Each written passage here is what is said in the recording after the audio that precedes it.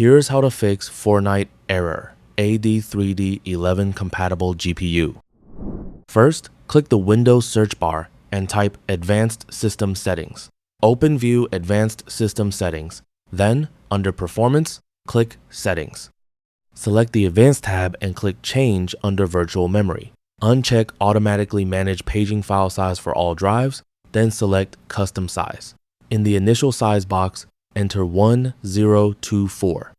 For the maximum size, multiply 1024 by the amount of RAM installed on your computer in gigabytes. For example, if you have 8 gigabytes of RAM, multiply 1024 by 8 to get 8192. Enter this value in the maximum size box. Click Set, then click OK to save the changes. Windows may tell you that you need to restart your computer before the changes take effect. Restart your computer, then launch Fortnite. That's all for this video. Thanks.